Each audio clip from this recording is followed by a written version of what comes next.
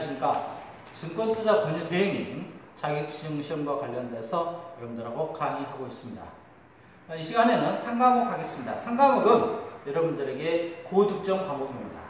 이 자본시장법이 약간 난이도가 있는데요. 나머지는 여러분들이 이미 공부했던 내용들입니다. 펀드 투자 권유 대행님 시험과 겹치고요. 향후에 여러분들이 시험에 치르게 되는 모든 금융 자격증 시험과 겹치는 과목 되겠습니다. 45문제 쉽지 않은데요. 통상적으로 35개 이상 누구든지 획득합니다.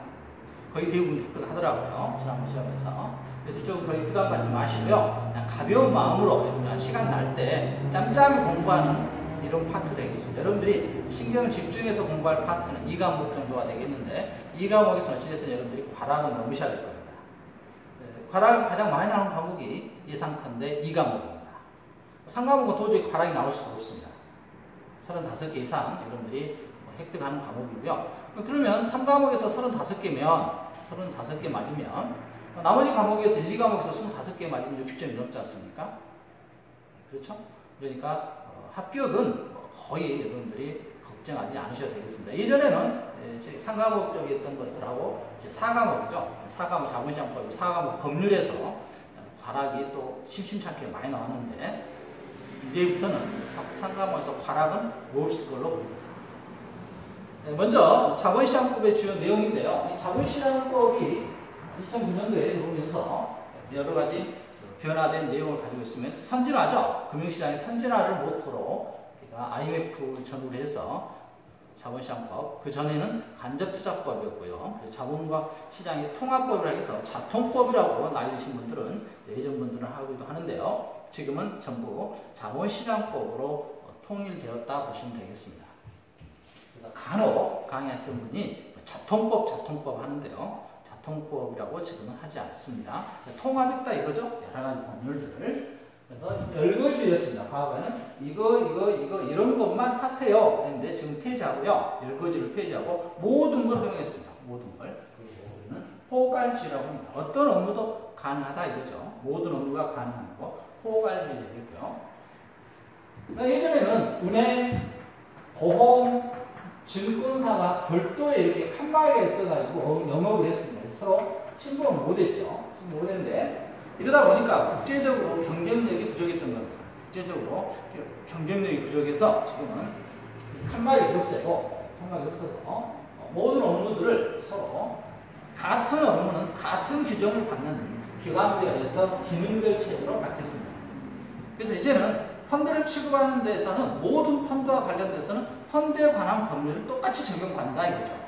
그래서 펀드를 취급하고 있는 은행이라든가 증권사라든가 보험사라든가 기타 등등 모든 곳에서는 똑같은 펀드에 관련된 법을 적용받습니다. 이걸 보고 우리는 지금 기능별 체제다 이렇게 보고 있는 겁니다. 기능별 체제라고 하고요. 예전에는 부수적인 업무와 관련돼서는 예외적으로 원칙적으로 불가능했습니다. 예외적으로 허용해지는데 지금은 반대로 모든 걸 허용해줬습니다. 모든 걸 허용해주고 예외적으로 제한하고 있다는 거 좀 주의하시면 되고요. 그래서 겸용을 허용하고 있고요. 사전에 법률에 열거하지 않고 원칙적으로 모든 부수 업무의 취급을 허용하되 부수 업무입니다. 부수 업무는 원칙적으로 허용하고 있다는 거. 예전에는 좀 다른 거죠? 자본시장법 이전과 투자자 보호 제도를 강화했고요. 투자자 보호 강화해서 투자자 분쟁 사례라든가 투자권 사례라든가 이런 것들이 나오는 거죠. 자, 자본시장법의 주요 내용이 아닌 것은 했습니다. 열거주의 기율 체제에서 포괄주의 기율 체제로 전환했고요. 투자자 보호를 강화했다겠죠. 이게 가장 큰 특징이 되고 있죠. 기능별 규제 체제에서 기관별 기율 체제로 전환했다. 둘이 바뀌었네요. 기관별에서 기능별로 바뀌었습니다. 금융투자업자의 업무 범위를 확대했고요. 그래서 모든 업무를 할 수가 있습니다. 포괄주의죠. 일종의 이것도. 자본시장 규제기관입니다. 자본시장과 관련된 규제를 할 수 있는 기관들이 어디가 있냐. 먼저 가장 무서운 데가 금융감독원이죠. 금융감독원. 금융감독원 무자본 특수법인입니다.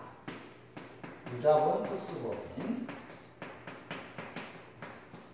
무자본 특수법인이라는 것은 자본금을 남기면 안 된다 이거죠. 1월 1일 자금이 있으면 12월 30일 날 그걸 모두 사용해야 됩니다. 이게 무자본 특수법인이고요. 그렇지 않습니다. 한국거래소는 주식회사죠. 주식회사. 자본금이 1,000억 이상이죠. 2,000억이고요. 우리나라에 하나만 있죠? 하나만. 그래서 뭐 집중거래하고 있죠? 거래소에서 집중거래하고 있고. 그 다음에 여러분들 협회가 있죠? 한국금융투자협회는 민법상 사단 규정을 적용받습니다. 상법상 적용받는 게 아니라 사단이에요. 이익집단이 아니죠? 그래서 자, 증선입니다. 여러분들 대개 답은 예전에 증권투자 상담사 시험을 치게 되면 증선위만 알면 이 기관들 협회의 문제는 거의 틀리지 않았던 것 같아요. 증선위는 금융위원회에서 제공하는 여러 가지 불공정 조사라든가 기업회계 기준에 관련된 업무를 처리하고 있습니다. 이쪽이 여러분들이 이해하기 쉽게 꼭 그런 건 아닌데요. 이해하기 쉽게 법원적으로 보면 대법관 보시면 되겠네요. 대법원. 9명으로 구성되어 있거든요. 금융위원회가 거의 장관급입니다. 장관급이고요. 기획재정부 장관, 한국은행 총, 뭐 이런 식으로 구성되어 있습니다. 높은 사람들이 있기 때문에 실제로 이분들이 세세한 업무를 할 수가 없죠. 세세한 업무를 할 수 있도록 증권선물위원회라는 것을 두어가지고 여기에서 세세한 업무를 한다고 하고요. 여기에서 만들어진 일종의 법률 같은 것을 금융감독원에서 잘 지켜주고 있는지 감독을 하는 역할을 하고 있고요. 그래서 증선위의 기능을 보시면 자본시장의 불공정거래 조사 주의합니다. 자본시장의 불공정 조사는 증선위의 업무라는 거. 이건 반드시 주셔야 됩니다. 불공정 자본시장. 왜냐하면 한국거래소의 업무라고 헷갈릴 수도 있고요. 감독원에서 할 것 같아요. 감독원에서 업무를 합니다. 조사감독원이 있는데 자본시장과 관련된 불공정 조사는 우리가 증선위의 업무라는 거. 자본시장의 불공정성 밑줄 치고 별표 쳐주세요. 기업회계 기준 및 회계 감리에 관한 업무라든가 금융위원회 소관 사무 중 자본시장의 관리감독 및 감시 등과 관련된 주요 사항에 대한 사전 심의 업무도 증선위 업무고요. 자본시장의 관리감독 감시 등을 위하여 금융위원회로부터 위임받은 업무도 증선위에서 하고 있습니다. 그래서 먼저 금융감독을 받고요. 그럼 한국거래소는 여러분들이 2과목 증권시장에서 1과목이었죠? 증권시장에서 살펴봤고요. 금융투자협회입니다. 협회가 있고요. 예탁결제원이 있고 증권금융회사가 있습니다. 한국증권금융이라고 하는데 이건 우리가 통상 증권사회은행이다 이렇게만 불려지고 있죠. 다음 중 가장 관련 연것끼리 연결된 것은 있습니다. 증선이 기업회계 기준 및 회계 감리에 관한 업무를 담당하고 있고요. 한국거래소 자본금 1천억 이상의 주식의 사업 맞네요. 금융감독 무자본 특수법인이고요. 한국금융투자협회는 자본시장법에서 특별한 규정이 없을 경우 상법상 주식회사에 관한 규정이 아니라 상법상 사단에 관한 규정을 받습니다. 사단법인 형태고요. 금융위원회 규정의 특성을 보시면 금융투자업 규정을 하고 있고 증권의 발행 및 공시에 관한 규정을 하고 있죠. 그래서 금융위원회 여러분들이 증선위에서 모집 매출에 관련돼서 10억 이상이면 증권위원회에 신고하도록 돼 있죠. 증권신고서를 제출하도록 돼 있잖아요. 자본시장 조사 업무를 규정하고 여기서 주의합니다. 자본시장 조사 업무입니다. 불공정 조사하고는 좀 약간 뉘앙스가 다르죠.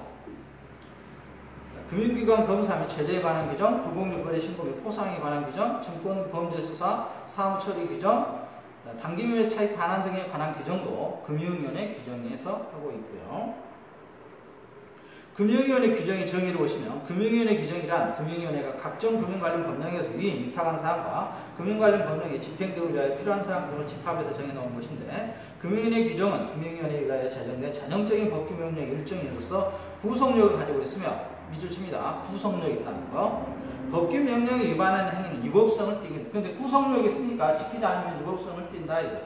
형사처벌이라든가 벌금이 같은 거 이런 제재가 따르겠죠. 법률의 수권에 의하여 제정되는 법률 정성민의 성격을 가지고 위임명령과 집행하는 양대 특성을 가지고 있다고 했고요. 구체적인까지 외울 필요는 없겠습니다. 그렇지만 금융위원회에서 말하는 것은 지켜야 된다. 지키지 않으면 혼난다. 이 정도는 이해하시면 되겠습니다. 금융위원회 규정에 대한 설명 거리가 없는 것은 자본시장 조사 업무 규정, 증권 발행 및 공시에 관한 규정, 단기매매 가입 창업에 관한 규정도 있고요. 시장 감시에 관한 규정은 없습니다. 시장 감시는 우리가 한국거래소 문다 보시면 되겠네요. 한국거래소에서 우리가 했던 세 가지가 있었죠. 불공정 조사, 그래서 주의, 투자 주의, 투자 경고, 투자 위험종으로 지정하는 것들이 있죠. 이건 전부 시장 감시와 관련되어 있죠. 그래서 시장 감시에 관한 규정은 금융위원회 규정은 아니고요. 시장 감시는 오히려 거래소 규정이다 이렇게 보시는 것이 좀 더 편할 것 같네요. 금융투자 상품입니다. 금융투자 상품은 이건 1과목 여러분들이 금융투자 상품 1과목에 있었죠? 여기서 나와야 되는 문제들인데 자본시장법에서 규정하고 있으니까 여기서 언급하고 있죠? 금융투자 상품. 이 금융투자 상품 두 개로 구분하고 있는 거죠? 금융투자 상품을 비금융투자 상품이 있고요. 금융상품이죠? 이 금융상품을 금융투자 상품과 비금융투자 상품으로 구분하고 있죠. 비금융투자 상품은 원본 손실이 없는 상품으로서 양도성 이익물사가 대표적이고요. 그 다음에 관리신탁이 대표적이죠. 관리신탁. 그 다음에 금융투자 상품은 또 둘로 나누죠. 증권과 파생 상품으로 구분한다 했죠.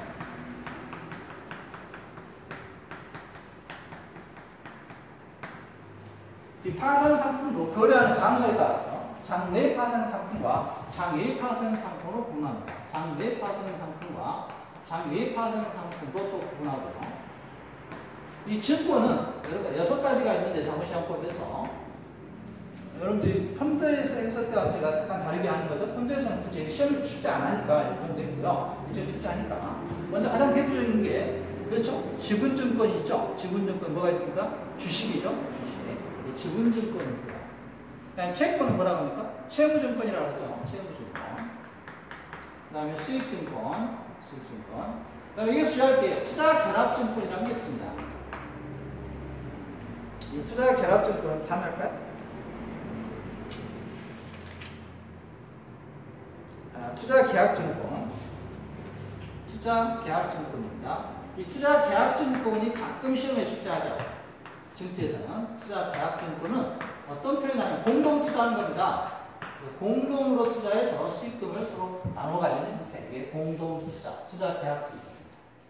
투자계약증권. 자본시장법 새로 들어왔죠? 투자계약증권. 또 하나가 이제 펀드에서 수출하는 것이 파생결합증권이라고 했었죠? 파생결합증권. 이 두 개는 좀 구분할 필요가 있고요. 특히 이제 투자계약증권. 공동투자해서 수익금을 나눠가지는 형태다 이렇게 보시면 되겠습니다. 또 하나가 있는 것이 이제 수익증권이 있죠? 예전에 수익증권이 있었네요. 하나 다 나왔나요?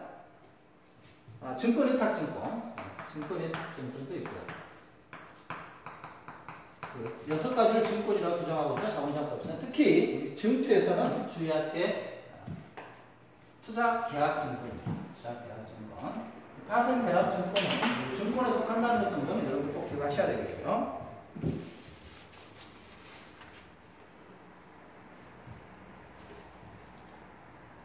그래서 자본시장법상 금융투자상품에 대한 다음 설명서를 좀 틀린 것은 있네요. 1번 발행이나 거래 상대방이 채무 불이행으로 인한 미지급액에 해소금액 산정 시 포함되고요. 2번 환매 수수료는 해소금액 산정 시 포함되지 않는다 그랬는데요. 환매 수수료도 해소금액 산정 시 포함됩니다.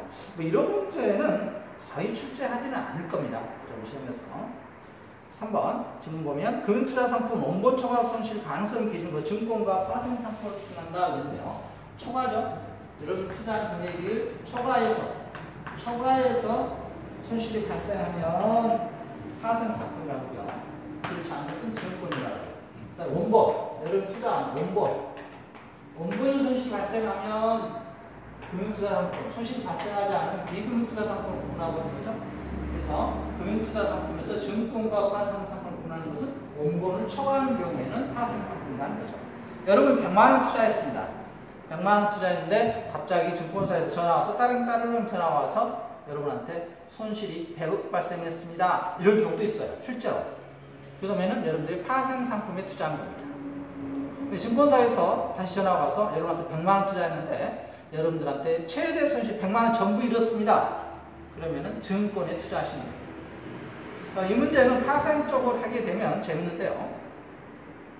어찌됐든 간에 저희 쪽 시험 문제에서는 원본 초과 손실 여부에 따라서 증권과 파생 상품으로 구분하고 있다는 거. 파생 결합증권은 증권에 속한다는 것을 기억하셔야 되겠습니다. 4번 증권의 발행 주체에 내분과 이익을 모두 포함함으로써 자본시장법에 여기에 적용을 실현하고 있다. 그래서 자본시장법 다른 특징은 국외에서 우리나라 밖에서 이루어진 행위가 국내에 영향을 미칠 때도 국내법 적용한다 이렇게 되어 있죠. 주의하시고요. 그래서 금융투자 상품에 제외되는 거 이거 시험에 자주 나온다고 했습니다. 두 가지 CD 원화로 표시해야 돼요. 원화가 뭔지는 아시죠? 우리나라 돈으로 표시된. 시험에 이건 그 리본 나왔던 거고요. 이쪽에서 한 문제 출제하겠네요. 이자 연계 결합 채권 다음에 어디에 해당되는 거예요? 이자였네요. 이자. 이건 사채죠. 이자. 사채고요. 뭐 이런 형태 문제보다는 오히려 투자 계약 증권에 대한 정의를 아마 박스 형태로 주어지고 찾아내는 이런 문제가 되겠네요. 그래서 투자 계약 증권 한번 읽어보겠습니다.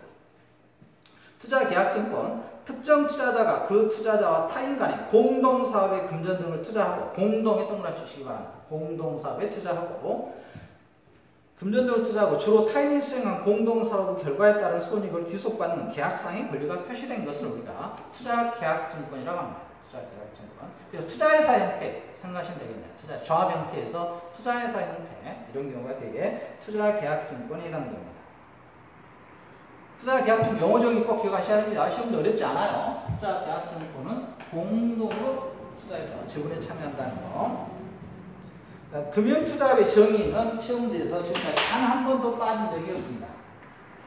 금융투자업의 정의, 기본이니까요. 금융투자업. 이 금융투자업자는 자본시장법에 의하면 투자자 보호를 강화했고요. 상품을 나눴고요. 상품을 방금 나눠봤네요. 그 다음에 업무를 구분했습니다. 업무를 어떻게 구분하고 있냐면, 인가제와 등록제로 구분하고 있습니다. 인가제와 등록제로 구분하고 있는데, 인가제의 가장 대표적인 선수는 첫 번째가 누구냐면 증권사입니다. 증권사. 네, 과거에는 증권사라고 했는데 현재는 증권사라고 하지 않고 투자매매업자라고 합니다. 투자매매업자. 그래서 이게 시험에 나오는 거죠. 투자매매업자가 누구냐? 투자매매업자는 자기의 계산으로 거래하는 애들입니다. 자기란 표현이 꼭 나와야 돼요. 자기란 표현 나오면 투자매매업자다 이렇게 기억하시기 바랍니다. 투자매매업자 하려면 자본금이 500억인가 있어야 되죠? 자본금이 가장 많은 애들입니다. 투자매매업자. 증권사예요. 증권사를 신한의 새로운 이름 신한투자금융이라고 하잖아요. 투자란 말이 들어갔어요. 투자란 표현 왜 쓰냐면 손실이 발생할 수도 있다는 것을 투자자에게 알려주기 위해서 투자라는 표현을 쓰도록 하고 있습니다. 투자상품 손실 발생할 수 있다고 했잖아요. 그래서 금융투자, 손실, 원본 손실 발생하는 경우가 금융투자상품이죠. 투자매매업자, 누구의 명의로 하든지 자기의 계산, 자기의 동그라미 칩니다. 자기의 계산으로 금융투자상품 매도-매수 증권의 발행 인수 또는 그 청약의 권유, 청약의 승낙을 영업을 하는 것, 다른 건 몰라도 되겠습니다. 뒤는 무슨 말인지 굳이 알 필요 없고요. 뭘 알아야 되겠다고요? 투자매매업자가 누구의 계산을 한다고? 자기라는 거예요. 그래서 자기하고 투자매매업자가 탁 튀어나와야 됩니다. 시험 문제는 지금까지 3년 동안 이렇게만 출제했습니다. 투자매매업자는 자기. 아무튼 방금 읽어봤던 내용 그대로 써주고요. 누가 해당되는가 이렇게 출제하는 겁니다. 투자매매업자 말고요. 신탁업자가 있습니다. 신탁업자는 투자자의 돈과 고객의 재산을 보관하는데 구분해서 하는 거죠. 구분해서 보관하는 거예요. 은행 생각하면 되겠습니다. 은행들이 신탁업에 진출해 있는 거죠. 신탁. 그래서 고객의 돈을 이렇게 보관하고 있는 거죠. 그 다음에 여러분들 알고 있는 집합투자업자가 있고요. 집합투자업자. 여러분들 80억인가 얘기는 300억인가 되고요. 집합투자업자 고객의 자산을 운용하는 거죠. 자본금은 적습니다. 하원은 많이 나올 걸로 예상을 합니다. 그래서 미리 만들어 놨는데요. 아직까지는 뭐 그렇게 활발한 것 같지는 않습니다. 자기의 계산으로 한다는 건 돈이 많아야 돼요. 자본금이 많아야 되고요. 그렇지 않고 단순히 고객의 주문을 받아서 위탁거래, 거래만 해줄 수 있는, 타인의 거래만 해줄 수 있는 투자 중개업자가 있습니다. 중개만, 브로커리 역할만 하는 거죠.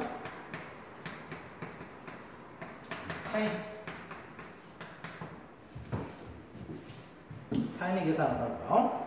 투자 매매업자, 투자 중개업자, 집합투자업자, 그 다음에 여기까지는 전부 인가제예요. 그래서 인가제는 등록제보다 강화된 요건을 요구하고 있습니다. 그래서 인가제와 등록제 구분하는 문제도 여러분 시험에서 한 문제 출제하는데요. 매번 나왔으니까요. 매번 나왔으니까. 어떻게 하는 거냐면요. 여러분들 돈 있으면 더 많은 걸 할 수 있는 거예요. 처음에 여러분들이 조그만 편의점을 했습니다. 편의점에서 먹다 보니 저는 아이스크림만 판매했는데 아이스크림 팔아서 돈 많이 벌었습니다. 그럼 과자, 라면도 이제 팔 수 있는 거 갖다가 팔아요. 라면 팔다 보니까 세제 팔다가 과일도 뭐 이렇게 업무 범위를 차츰차츰 넓혀갈 수 있는 걸 예대용 방식이라고 하고 있습니다. 그래서 자본금의 5억 단위로 늘어나고요. 5억 단위로 시험 출제합니다. 5억 단위로 늘어난다는 거. 그래서 등록은 인가제보다는 쉽죠. 인가요건보다는 쉽습니다. 그래서 등록을 하기 위해서는 첫 번째 뭐가 필요합니까? 누가 있습니까? 투자. 먼저 밑에 색깔 할까요? 투자 자문업자라고 했습니다. 컨설팅 해주는 거죠? 컨설팅하고 돈을 받는 사람입니다. 여러분들 병원에 가시면 진찰하고 돈 받죠? 진찰료. 똑같습니다. 변호사도 여러분들 상담이 법률 조언해주고 상담 받잖아요. 상담료 받죠? 저희 쪽도 마찬가지로 투자 자문업자가 고객에게 자문해주고 금융과 관련된 컨설팅을 해주고 자문료를 받는 이런 업종이 자본시장법에서 정해놨죠. 이게 투자 자문업자입니다. 향후는 이게 활성화될 걸 예상을 하고 있습니다. 지금도 많이 나와 있죠. 많이 있고요. 펀드 시대는 가고 지금 자문업 시대죠. 네, 자문업 시대인데 어떤 요건이 있어야 되냐면 투자자산운용사라는 시험이 있습니다. 아무나 하는 건 아니고요. 투자자산운용사라는 시험에 합격을 하시고 나면 이 업을 할 수가 있어요. 물론 요건이 있습니다. 아무튼 자격증이 있어야 됩니다. 우리가 변호사라면 변호사 자격증 있고 의사를 하려면 의사고시 합격하듯이 저희도 또 투자자산운용사라는 시험에 합격을 하시면 투자자문업을 여러분들이 간판을 걸고 할 수가 있다 이거죠. 투자자문업자가 있고요. 그 다음에 투자자문업을 하다가 진찰해주다가 고객들한테 소문이 났습니다. 진짜 잘한다고. 그러니까 고객이 그런 거야. 나 병도 고쳐주세요. 고객이 여러분한테 돈을 맡긴 겁니다. 내 돈을 가지고 돈 좀 수익을 창출해주세요. 이렇게 할 수도 있겠죠. 그렇죠? 그래서 자문업자는 조금 더 큰 병원 생각하시면 되겠네요. 큰 병원, 투자 1인업자. 지금 투자 1인업자 굉장히 많죠. 투자 1인업자 하려면 당연히 자격증 써야 되겠죠. 투자자산운용사라는 시험이 있어요. 투자자산운용사는 제한이 없죠. 제한이 없습니다. 현직에 있든 현직에 있지 않든 누구나 응시 가능하고요. 시험이 제일 어렵죠. 금융자격증 쪽에서는 가장 어려운 시험 되겠습니다. 예전엔 130문제인데 지금 물론 시험 문제는 100문제로 줄었습니다만 범위가 많죠. 그러니까 여기저기서 많습니다. 여기까지가 업무는 인가제와 등록제로 나누고 있다는 거. 금융투자업 중 설명에 해당하는 것은 누구의 명의라든 자기의계산 나옵니다. 자기의계산 나왔습니다. 누굴까요? 투자 매매업자겠죠? 3번에 있네요. 투자 매매업자 되겠습니다. 금융투자업의 인허가입니다. 인허가 및 등록인데요. 이게 좀 어렵습니다. 금융투자업자는 무인가 영업행위를 금지하고 있고요. 무인가라는 것은 인가받지 않고 영업하는 것은 금지하고 있다 이거죠. 굉장히 엄중한 처벌을 받습니다. 처벌 정확까지 열 필요는 없습니다만 누구든지 금융투자업 인가를 받지 않고는 금융투자업을 영위하면 안 되고요. 자문업자와 운영업자는 등록제죠. 그래서 얘들은 전부 인가제를 받아야 되고 얘들은 안 받아야 된다 이거죠. 가로에 인가제, 투자명령, 투자중개업, 집합투자업, 신탁업은 보다 엄격한 진입 요건을 하고 있고요. 이 중 투자매매업에 대해서는 가장 강화된 요건을 적용하고 있다. 투자매매업자 가장 센 거죠? 가장 셉니다. 제일 강하고요. 등록제는 투자자문업과 투자1임업은 보다 완화된 진입요건, 일반 투자자 대상 금융투자 인허가, 인가 및 장애 파생 상품, 고위험 금융투자 상품 취급 인가에는 보다 강화된 진입요건을 적용하고 있다. 당연하겠죠. 일반 투자자에게 파생 상품 판매할 때는 아무나 판매하면 안 되겠죠. 파생은 굉장히 위험한 상품인데. 네, 금융투자업자는 필요한 업무 단위를 추가함으로써 업무 영역을 확장할 수 있다. 이런 방식이다 이거죠. 그래서 5억 단위로 자본금이 5억 단위로 늘어나서 규모가 늘리시면 되겠네요. 인가제와 등록제의 차이점은 8가지 요건이 있는데요. 모두 다 열 필요는 없고요. 어떤 게 완화되어 있고 이게 강화되어 있느냐. 강하고 완화하다 있잖아요. 혹시 강화도에서 하신 분 잘 기억하시겠네요. 강화도. 강화도 굉장히 좋죠. 제가 군대에 있을 때 몇 번 가봤는데요. 굉장히 좋더라고요. 그때는 지금보다는 좀 덜 발전되어 있었을 때인데요. 그래서 굉장히 좋았던 것 같습니다. 그때 애기부인가요? 일본 가서 대만 분들 오셔서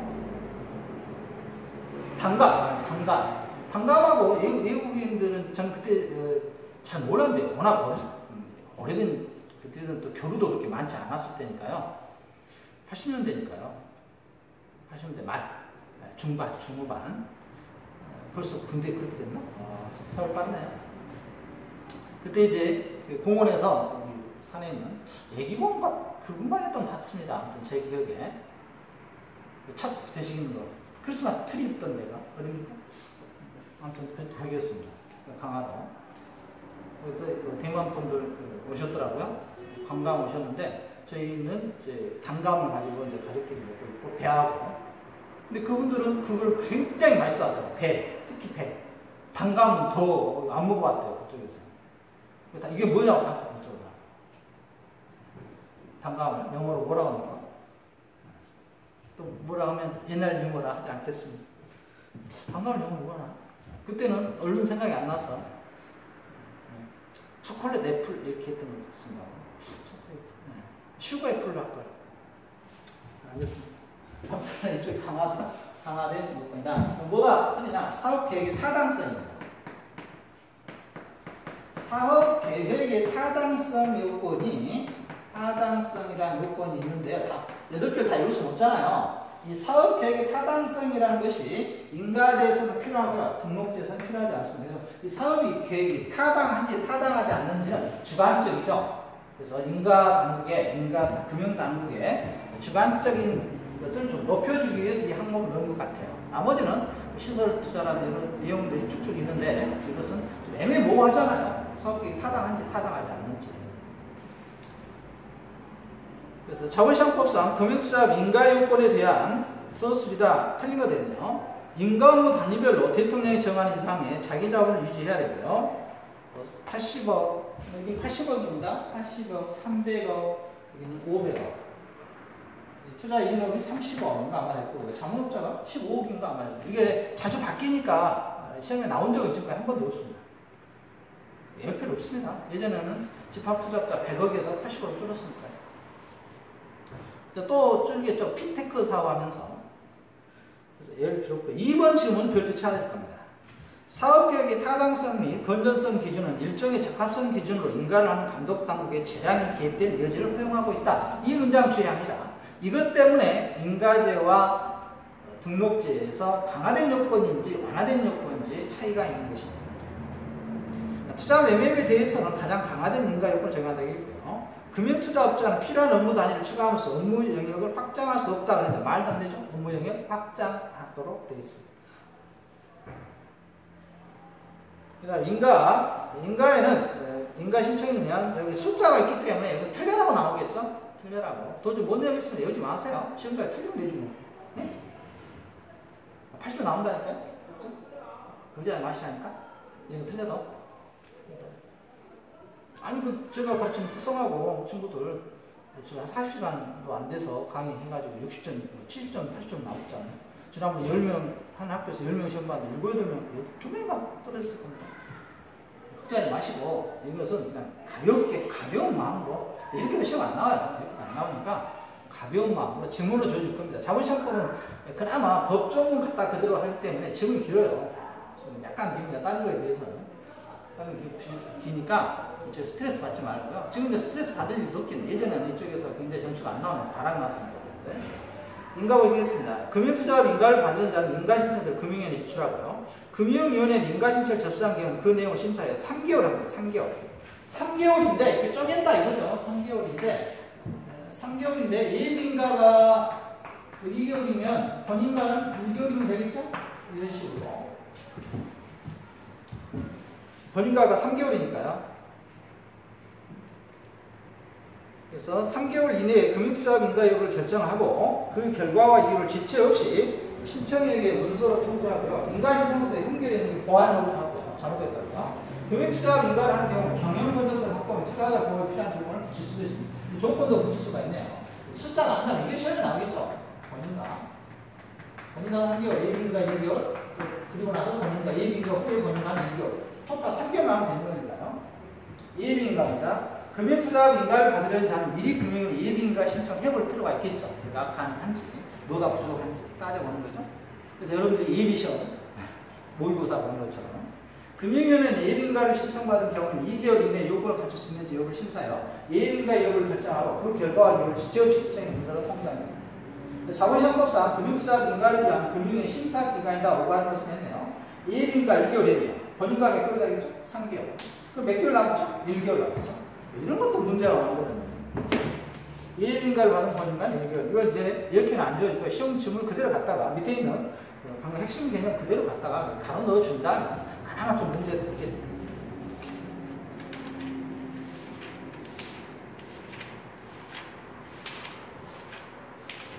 문제 없겠죠?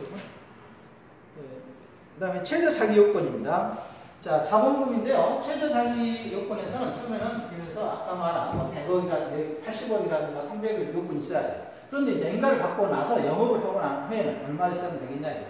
그 100%를 다 유지할 필요는 없잖아요. 그래서 100분의 70을 유지하면 돼요. 70. 이건 숫자는 외우셔야 됩니다. 100분의 70을 유지하면 돼요. 인가 받고 나서는.